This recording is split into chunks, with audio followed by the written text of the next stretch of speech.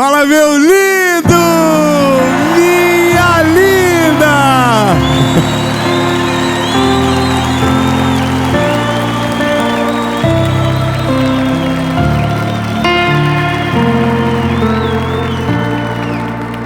Esse é o Fôlego da Semana. Toda segunda-feira, às 5 da manhã, tem a mensagem da nossa série. E quinta-feira, hoje, às 7 da manhã, o Fôlego da Semana. E todos os dias, de segunda a sexta, às 7h30 da manhã, no SBT, eu tenho a primeira palavra do seu dia, uma palavra de fé e de esperança, para você viver de fato a sua vida, o seu dia, na presença do Senhor Jesus e com esperança, porque Ele está cuidando de todas as coisas. E agora, eu quero falar sobre o perdão. Como nós somos atraídos pelos títulos, e talvez por isso você está aqui, e talvez você chega nessa mensagem com uma mochila pesada nas costas, porque carrega algo que te fere, que te atrasa, que te impede de viver aquilo que Deus tem. Então, essa palavra é mais um pedido de socorro seu do que qualquer outra coisa, que é se livrar do que eu carrego, sabe? Se livrar do peso que eu tenho. Nós olhamos para a Bíblia e a gente tem milhares de histórias sobre perdão, e não é por um acaso, sabe? A Bíblia poderia ocultar as histórias pesadas e deixar só as histórias de final feliz, as histórias leves, as histórias que só demonstrasse a melhor parte das pessoas. Mas pelo contrário, a Bíblia está cheia de histórias que revelam o pior, para que a gente aprenda com o percurso dessas histórias aquilo que nós não devemos reproduzir na nossa vida. De fato, não há possibilidade de você ler a Bíblia, ao ler as histórias, não se identificar nelas. E por essa identificação, que às vezes a gente acaba torcendo de maneira errada pelo final das histórias que já sabemos o fim. Por exemplo, uma dessas grandes histórias da Bíblia é a história de José, não é? A gente sempre fala a história do sonhador e esquece a história do rancor desse rapaz. A gente olha para o começo e para o final e esquece que durante pelo menos 15 anos, esse rapaz alimentou dentro do coração dele um desejo do dia que ele pudesse reencontrar aqueles que prenderam ele, que venderam ele como escravo, que pensaram assassiná-lo simplesmente pelo fato de ele ter expressado um sonho e por algo que ele não havia sequer semeado nos irmãos. Porque se você observar a história de Jacó, o problema não é o filho José, é Jacó ter feito algo por um filho que não fez pelo outro. José nunca desejou aquela capa, José nunca quis aquele lugar, aquela atenção. José é fruto de um pai que não teve sabedoria de dosar a atenção entre os filhos. Aliás, uma palavra importante para você que é pai e que tem mais de um filho: tome cuidado na maneira que você dosa o amor, na maneira que você dosa a atenção, porque às vezes você pode estar produzindo um José na sua casa, que vai ser odiado pelos irmãos porque você o amou demais em detrimento dos outros. Eu me lembro que o meu primeiro filho, o Dondon, o João, ele nasceu nos Estados Unidos por uma palavra que Deus havia nos dado sobre ele. Nós não tínhamos condição nenhuma financeira para fazer isso. Deus nos deu uma palavra, Deus nos deu o recurso, Deus nos apresentou alguém que nos fez essa oferta, que foi um presente para a vida do João, e que era algo que Deus tinha para ele. Eu não tenho interesse, pelo menos nunca tive. Então fomos obedecendo uma palavra. Quando Deus nos deu o Noah, e o Noah estava prestes a nascer, nós já tínhamos condição financeira para dar a oportunidade da minha esposa dar à luz num hospital no Brasil de boa qualidade. Isso para mim era um motivo de muita alegria, porque o João, quando foi para nascer, nós não tínhamos a possibilidade nem de ir para os Estados Unidos, quem dirá pagar um parto no particular no Brasil. Mas com o Noah a gente tinha essa oportunidade. Mas eu me lembro que eu fui na casa de um amigo extremamente sábio, e ele me fez a pergunta: e o Noah vai nascer onde? Eu falei: o Noah vai nascer em Joinville, na nossa cidade. E ele falou: rapaz, tome cuidado para não transformar o João no José na sua casa. Eu falei: mas por quê? Você vai dar algo para um e não vai dar para o outro? por mais que a sua intenção seja boa, talvez no futuro isso cause conflito entre os dois.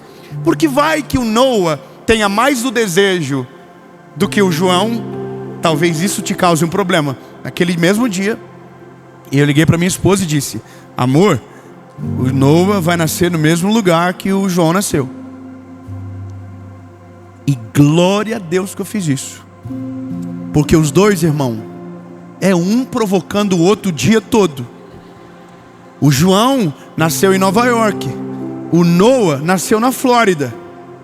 A guerra deles hoje é: eu nasci onde os outros trabalham, e o outro diz: eu nasci aonde os que trabalham tiram férias. Parece tonto, mas imagina isso no futuro. Imagina isso lá na frente. O José não é culpado.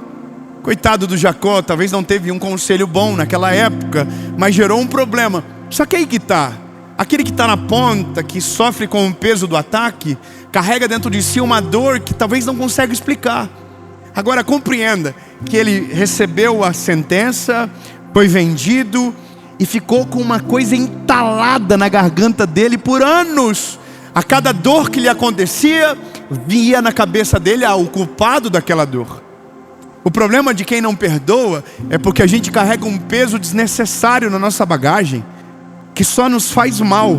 É como beber o veneno, só faz mal para quem bebe, não é mal para o outro. Quem não perdoa, bebe do veneno sozinho. Às vezes pensa que carregar o ódio faz o outro sofrer. Às vezes o outro nem lembra mais do que ele fez. Aliás, eu vou te dizer, tem gente que fere sem saber que feriu.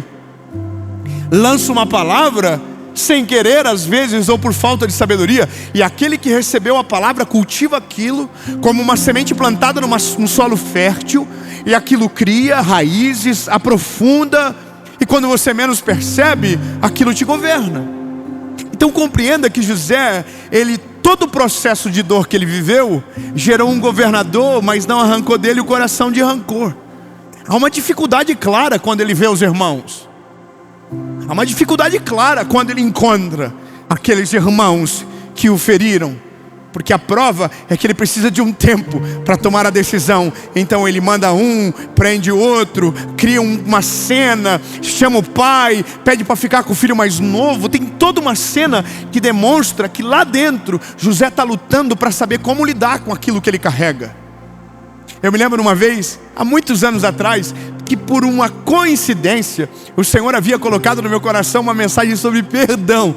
E naquele dia que eu estava indo gravar a mensagem, eu passei por um desafeto meu.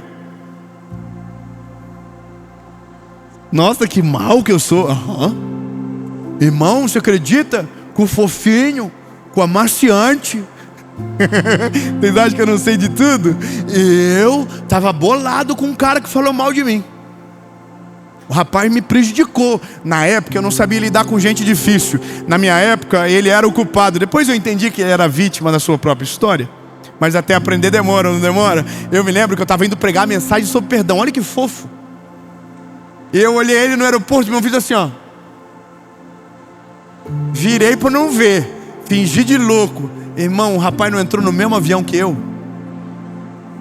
Entrou no mesmo avião, irmão. Aí, irmão, aí é o malabarismo do orgulho.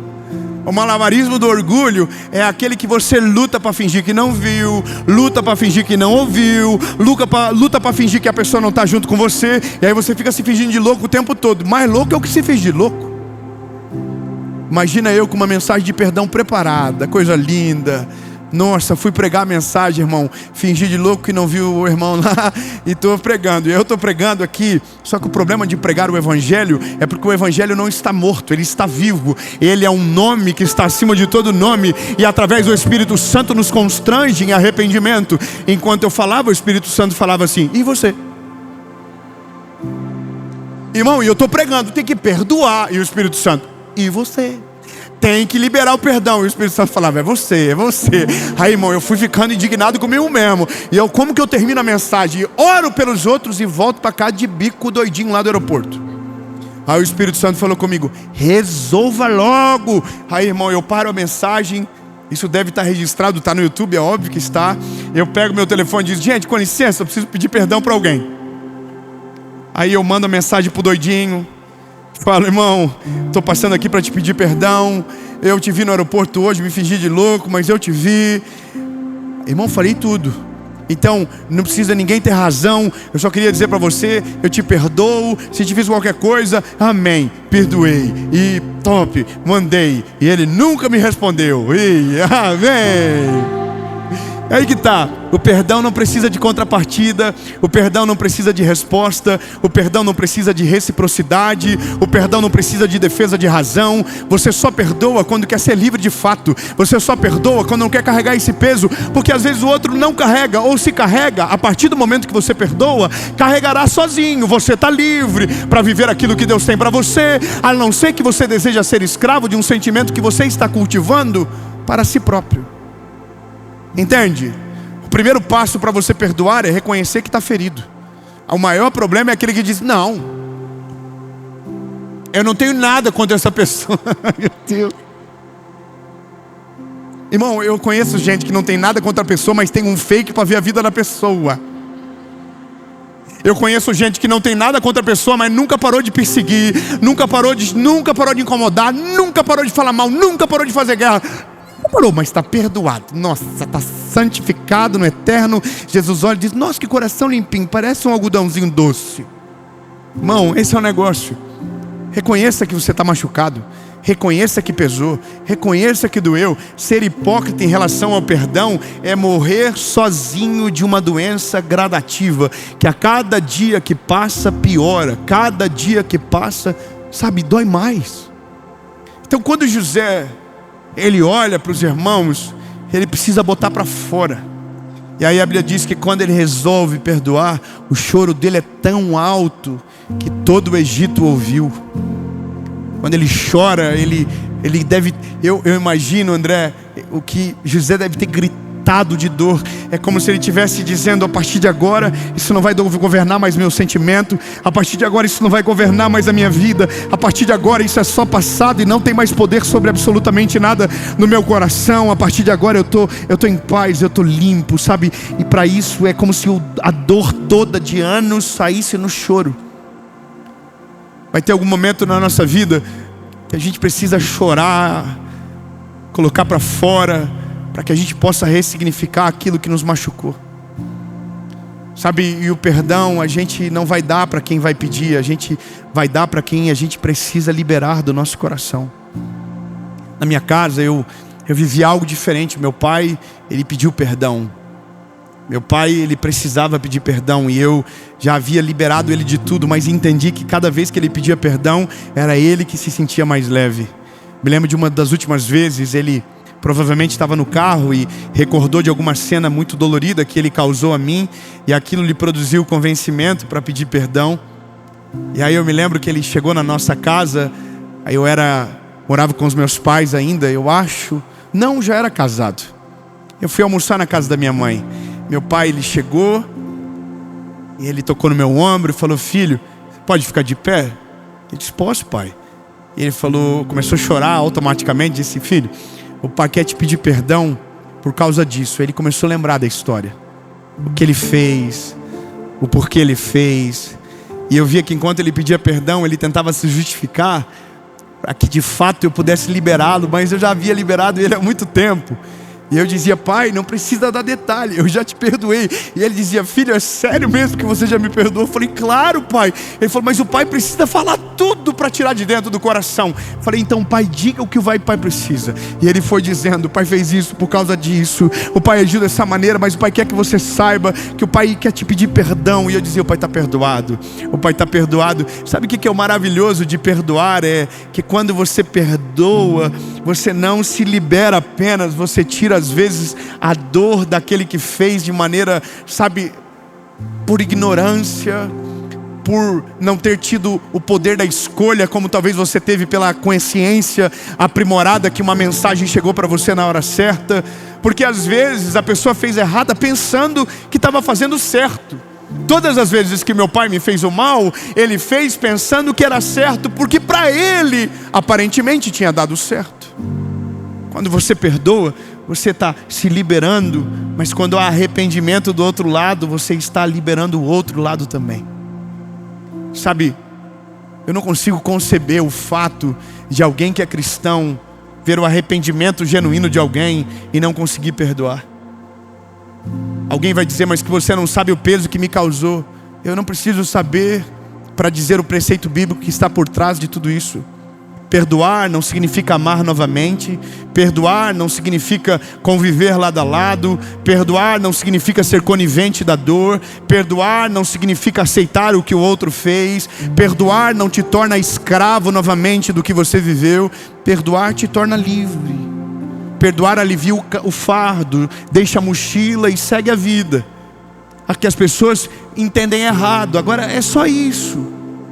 Se feriu você, se machucou você, entenda, se você permite que essa dor persista, a cada dia ela vai se tornar maior, a cada dia ela vai governar as tuas emoções, a cada dia ela vai governar as tuas atitudes. E por mais que você pensa que porque te doeu tanto, você não reproduz no outro porque sabe que é errado, talvez não reproduz com a ação, mas reproduz com a indiferença, reproduz com a ausência, reproduz com a solidão, reproduz com a amargura.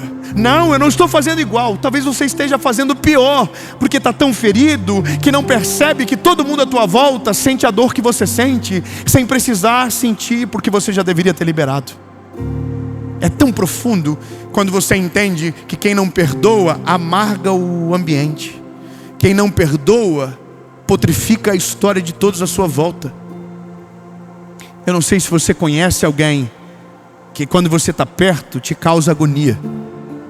É pesado o ambiente. A pessoa só fala daquilo que lhe doeu. A pessoa não tem uma notícia boa para contar. Ela sempre está revivendo. Ela sempre está ferida. Ela sempre está sangrando. Ela sempre está machucada. Porque ela não cura, ela não liberta, ela não perdoa. E parece que a vida da pessoa se torna cultivar aquilo que lhe feriu. Você fala com ela, ela lembra, chora. Porque ainda dói, entende? O dia que você compreende que o perdão produz uma cicatriz poderosa sobre aquilo que te feriu.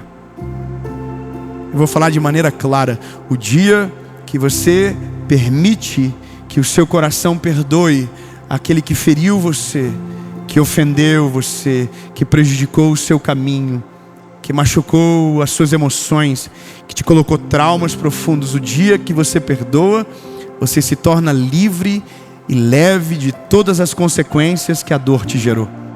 É como se você olhasse a ferida e ela não doesse mais. Nasce uma cicatriz muito grossa em cima. E por mais que o teu passado tente lembrar daquilo que você viveu, você vai lembrar de tudo, mas não vai doer mais nada. Porque quando você perdoa, o Espírito Santo dentro de você ressignifica toda aquela dor. O Espírito Santo transforma toda aquela amargura em algo que vai gerar cura para a geração que vem a seguinte. Tudo aquilo que Deus curou em mim, Deus livrou os meus filhos de ter a mesma colheita que eu tive. Tudo aquilo que o Senhor me curou, hoje é alimento sólido e saudável para minha família. Porque se não tivesse curado, por mais que meus filhos não tivessem a mesma palavra, teriam um pai parecido com aquele que eu tive. Talvez não com o peso da palavra, mas com a indiferença daquele que não sara, com a dor daquele que não solta a bagagem no meio do caminho. O convite do Evangelho é: deixem vir a mim aqueles que estão cansados, sobrecarregados, que eu, o Senhor, vos aliviarei. Sabe, deixe esse peso hoje em Jesus. Reconheça que machucou. Reconheça o que você sente. Mas dobre os seus joelhos e diz: Jesus, nunca mais eu vou carregar esse peso. Nunca mais eu vou conviver com essa dor. Eu deposito na tua presença, confio na tua justiça, confio no teu juízo. E aquele que me feriu não vai ter mais poder para definir a minha história. A dor não tem mais a caneta do meu futuro. A partir de agora está nas tuas mãos. Em nome de Jesus.